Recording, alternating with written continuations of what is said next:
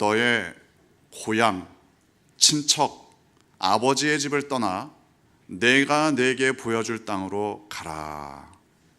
창세기 12장 1절의 말씀입니다. 그런데 만약 하나님께서 나에게 그렇게 말씀하신다, 떠나라, 그러면은 어떻게 생각하시겠습니까? 그리고 어떻게 반응하시겠습니까? 한 세 가지 정도 반응할 수 있을 겁니다. 하나는, 그거 하나님 말씀이 아니다. 하나님께서 나에게 그렇게 말씀하실 리가 없다. 내가 지금 이렇게 잘 지내고 있고 또 뭐하러 떠나느냐. 그런 건 하나님이 나에게 말씀하실 리가 없다. 하나님의 말씀으로 받아들이지 않는 경우도 있을 겁니다. 그런가 하면 하나님의 말씀으로는 받아들입니다. 하나님께서 나에게 말씀은 하셨는데, 그런데 나는 그거 못한다. 나 안 떠난다. 내가 지금 여기에 지금 얼마나 잘 지내고 있는데 여기를 떠나라고 하느냐. 그리고 떠나서 거기 가서 무슨 일을 만날지 두렵기도 하다. 등등. 하나님 말씀으로는 받아들이지만 거기에 순종하지는 않겠다. 이런 경우도 있을 겁니다. 그런가 하면 그야말로 하나님의 명령 그대로를 순종하는 경우도 있을 겁니다. 떠나라고 하셨으니 떠나겠다. 물론 마음은 다양할 수 있습니다. 어떤 분들은 떠나기가 싫습니다. 떠나기 싫지만 나에게 떠나라고 명령하셨으니까 내가 떠나겠다, 순종하겠다, 그럴 수도 있습니다. 그런가 하면 잘됐다. 그렇지 않아도 어디론가 떠나고 싶었는데 잘됐다, 떠나겠다, 이럴 수도 있겠죠. 자, 사람들의 마음은 복잡할 수 있지만 겉으로 보이는 건 둘 중에 하나입니다. 떠나든지 아니면 떠나지 않든지. 그런데 하나님의 말씀에 순종해서 떠나더라도 그게 모든 문제가 다 해결되는 건 아닙니다. 하나님께서 떠나라, 떠났습니다. 그런데 가서 어떻게 해야 되느냐, 이건 또 다른 문제가 될 수 있습니다. 저만 해도 그렇습니다. 저에게도 하나님께서 떠나라고 명령하셨습니다. 부산을 떠나라. 그게 아니라 서울을 떠나라, 부산으로 가라. 사실 부산 잘 몰랐습니다. 부산에 아는 사람도 없었습니다. 그런데 하나님께서 서울을 떠나 부산으로 가라 명령하셨습니다.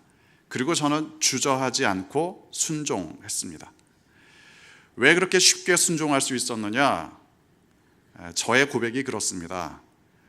저의 뜻대로 사는 것보다 하나님 뜻대로 사는 것이 훨씬 행복합니다.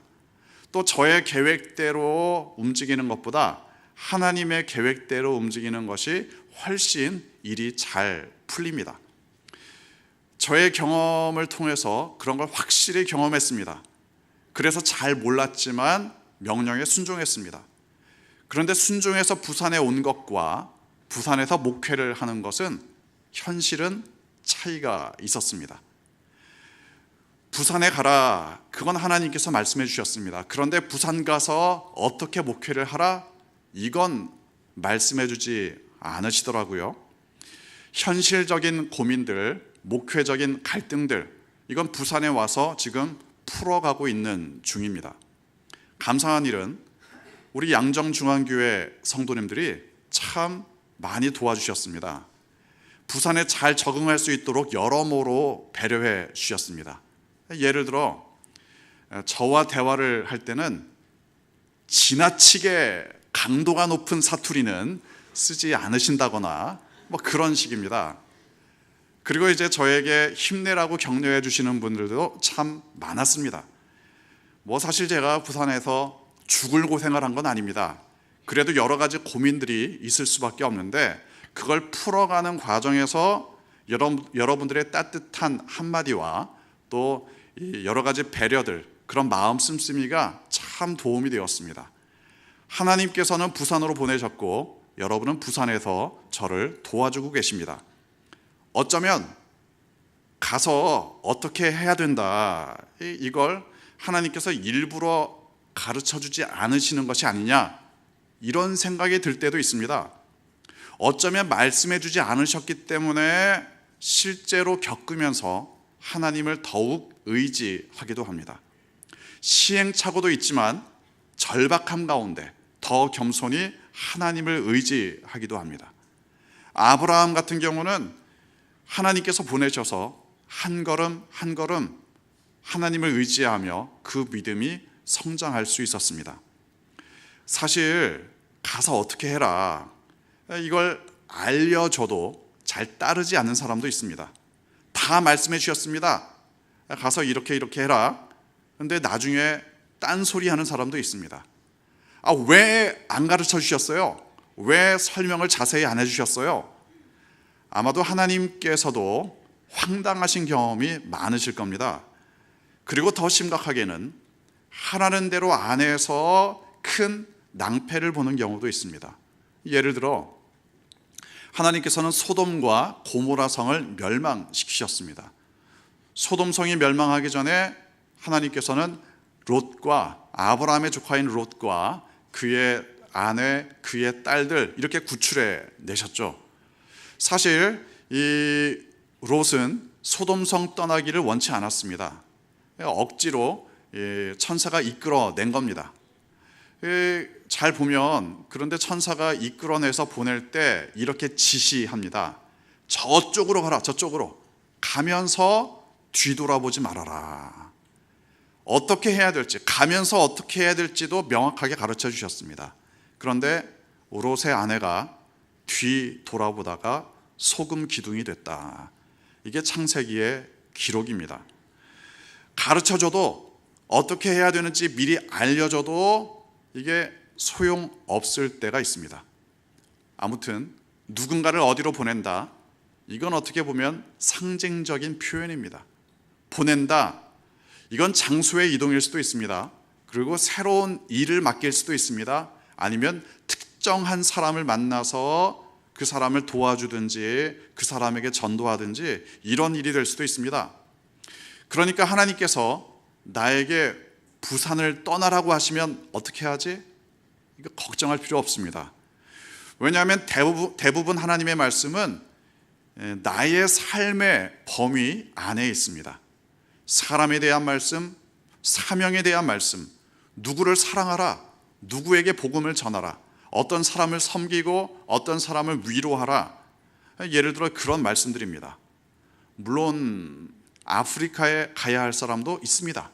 중국에 가야 할 사람도 있습니다.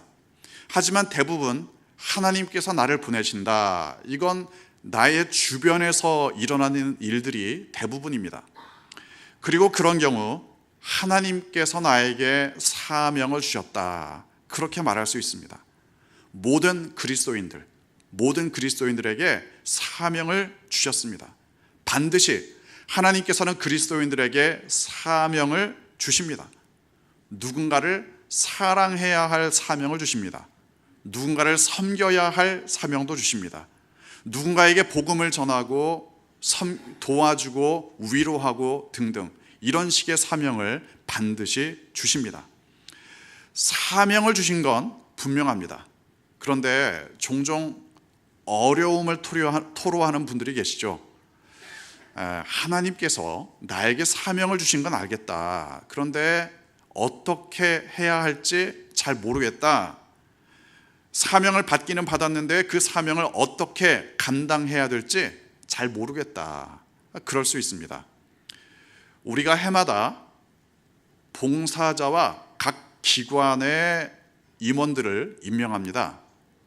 교회의 이름으로 임명하지만 근원적으로 따져보면 하나님께서 그 일을 교회에 위임하셨습니다. 그러니까 모든 봉사자들, 모든 기관 임원들 이렇게 생각하시면 됩니다. 하나님께서 나에게 사명을 맡기셨다. 그렇게 받아들이면 가장 바람직합니다.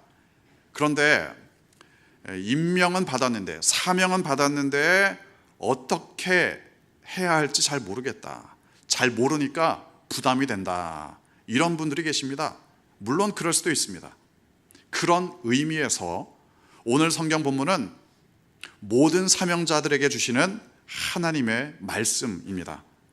예수님께서 제자들에게, 사명자들에게 주시는 비법을 전달해 주셨습니다. 그리고 모든 사명자들이 이 비법을 간직할 수 있도록 이 마태복음에 기록을 하셨습니다. 모두 4가지의 비법입니다.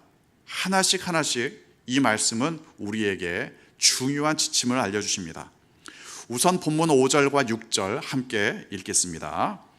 예수께서 이 12를 내보내시며 명하여 이르시되 이방인의 길로도 가지 말고 사마리아인의 고을에도 들어가지 말고 오히려 이스라엘 집에 잃어버린 양에게로 가라.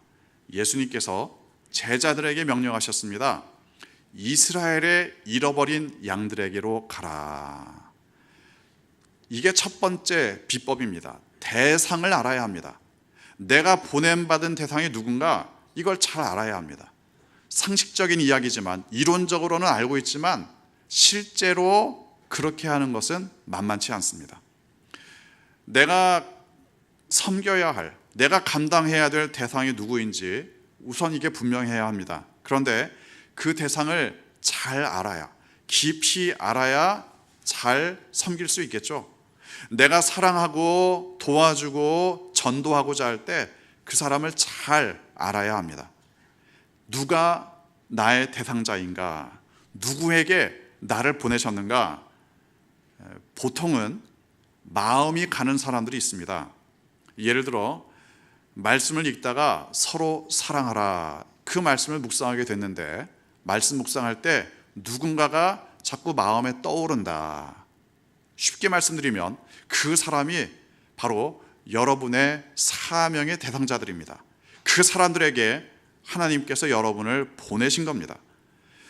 그렇다면 그 대상자를 알아야 하는데 이게 실제로는 만만치 않은 경우도 있습니다. 예를 들어 자주 연락하고 자주 만나는 것도 필요한가? 아니면 먹을 것을 좀 나누고 어떤 필요한 일들을 도와주어야 하는가? 이런 모든 것들이 사실은 사랑의 방법입니다. 그런데 대상을 잘 알아야 어떻게 사랑해야 될지도 분명해집니다. 대화도 필요합니다. 그 사람을 잘 관찰하는 것도 필요합니다. 나의 대상을 잘 알면 알수록 나의 사명을 어떻게 이루어가야 되는가, 이것도 분명해지게 됩니다. 예수님은 제자들을 누구에게 보내셨는가? 이스라엘의 잃어버린 사람들에게 보내셨습니다. 그 사람들, 사회적으로 소외된 사람들입니다. 사람들이 가까이 하기를 원치 않았던 사람들입니다. 잃어버린 사람들이 대상자라면 오늘날에도 얼마든지 있습니다.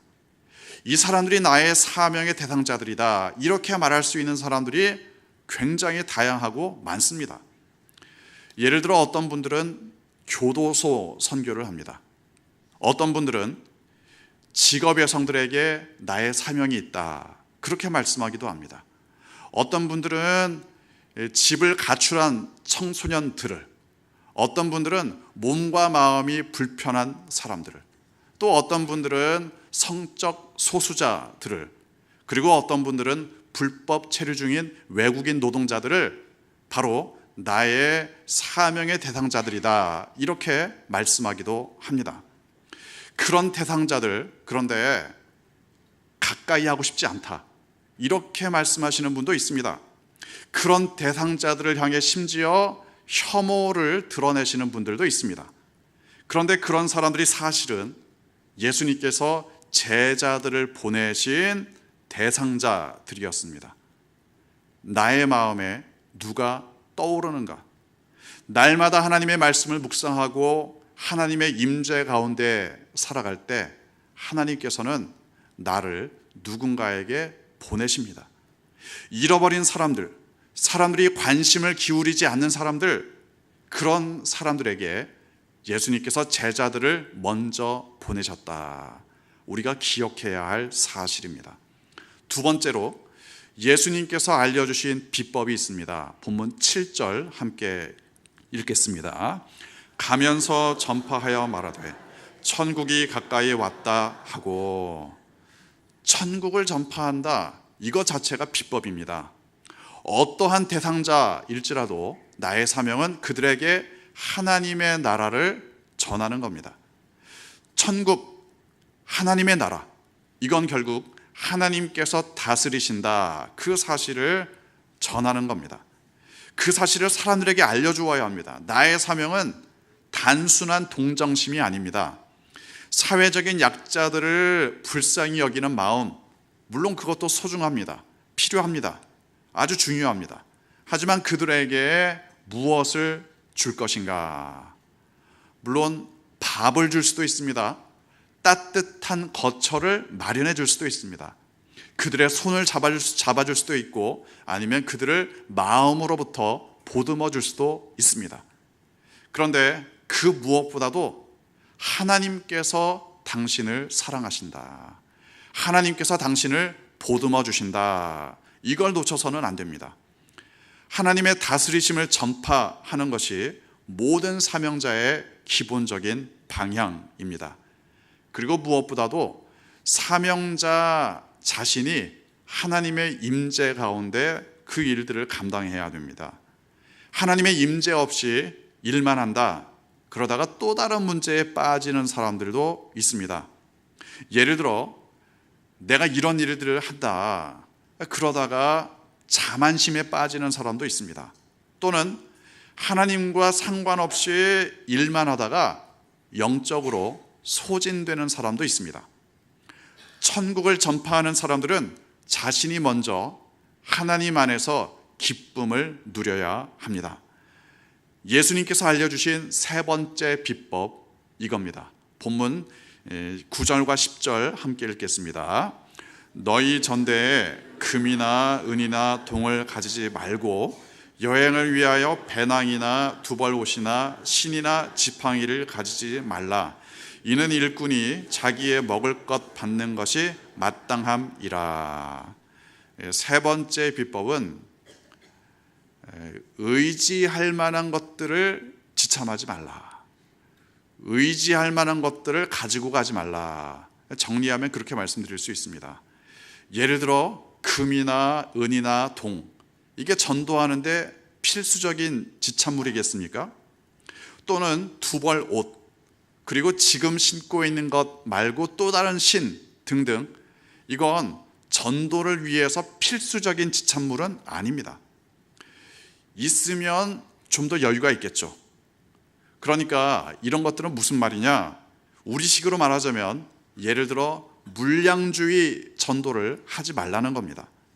전도할 때 엄청난 돈을 투입한다면 물론 화려할 겁니다. 있어 보일 겁니다. 하지만 하나님을 의지하는 게 아니라 그러면 돈을 의지하게 됩니다. 그러니까 하나님께서 주신 사명이라면 하나님께서 주신 능력으로 감당하면 됩니다. 사명자들에게 하나님께서는 권능을 주셨습니다. 물론 이 말씀 중에는 좀 더 깊은 이해가 필요한 부분도 있습니다. 일꾼이 자기 먹는 것 받는 것이 마땅하다. 일꾼이 자기 먹을 것 받아도 된다. 이 말씀은 우리가 좀 주의를 기울여야 합니다. 하나님께서 주시는 능력으로 감당하는 것 좋습니다. 하나님 외에 의지할 만한 것들 멀리하라, 이것도 옳습니다. 하지만 전도를 해도 사명을 감당해도 나 역시 먹고 살아야 할 사람이죠. 그 문제는 과연 어떻게 해결해야 되느냐? 쉽게 말하면 관계 가운데 해결하라, 관계 가운데 풀어가라, 이런 말씀입니다. 이건 약간 신중하게 들으셔야 합니다. 사명을 감당하는 가운데 만나는 사람들이 있습니다. 그 관계는 반드시 내가 모든 것을 쏟아 부어 주어야 하는 것만은 아닙니다. 하나님 나라를 그분들에게 전파합니다. 사랑하고 섬깁니다. 하지만 그 사람들도 나를 도울 수 있다, 서로 도움을 주고받는 관계가 될 수 있다, 이걸 기억하셔야 됩니다. 서로 주고받을 수 있는 관계가 한편으로는 아름답고 한편으로는 조심해야 합니다. 서로가 사랑하는 관계 얼마나 좋습니까? 그런데 내가 받기 위해서 무엇인가를 준다, 그건 아닙니다. 그런 자세를 가지면 더 이상 사명자로서의 방향을 잃게 돼 있습니다. 내가 이만큼 해줬는데 왜 당신은 안 내놓느냐, 이건 사명자의 자세가 아닙니다. 우리는 거저 받았으니 거저 주어야 합니다. 이 부분은 조심해야 되지만 서로 섬길 수 있는 관계, 그런 관계가 되는 것도 사명자가 누릴 수 있는 기쁨이다. 그렇게 생각하시면 됩니다. 예를 들어 구역장이 구역을 잘 섬겼습니다. 그런데 구역원 중에 하나가 구역장에게 감사해서 반찬이라도 좀 해서 나누어 주었다. 그런 관계는 얼마나 아름다운 관계이겠습니까? 말하자면 그런 관계가 사명자의 현장에서 일어날 수 있다. 다시 말씀드리지만 얻기 위해서 사명을 감당하는 건 아닙니다. 그러나 사명을 감당하는 과정에서 서로 나누는 관계가 된다면 그것도 참 아름다운 관계입니다. 예수님께서 알려주신 사명자의 비법 마지막입니다. 본문 12절 함께 읽겠습니다. 또 그 집에 들어가면서 평안하기를 빌라.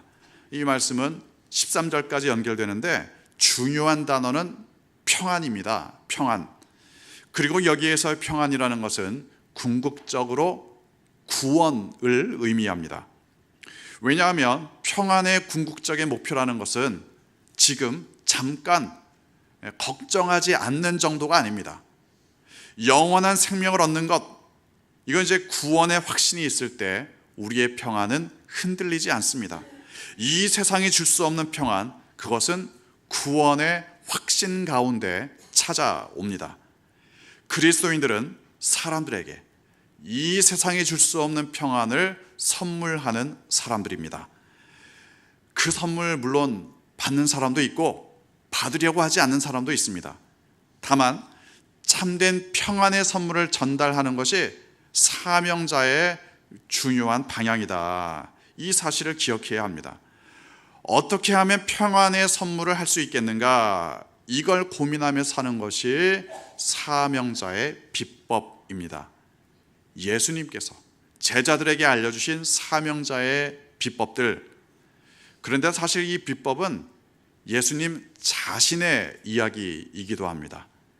예수님께서도 누구에게 오셨는지, 그리고 무엇을 전해야 하는지, 무엇을 의지해야 하는지, 그리고 궁극적인 목표가 무엇인지 이것을 분명하게 아셨습니다. 그래서 십자가를 지었습니다. 그래서 사망 권세 이기고 우리에게 영원한 생명을 주셨습니다. 이 비법, 예수님은 자신의 비법을 제자들에게 가르쳐 주셨습니다. 물론 사명자들의 실제 상황, 예상치 못한 갈등과 고민도 겪을 수 있습니다. 그래도 이 비법을 잘 배운 사람이라면 많은 시행착오를 줄일 수 있습니다. 예수님께서 직접 경험하신, 그리고 직접 가르쳐 주신 사명자의 비법, 이 비법을 따라 아름답게 사명 감당하는 여러분 되시기를 주님의 이름으로 축원합니다. 기도하겠습니다.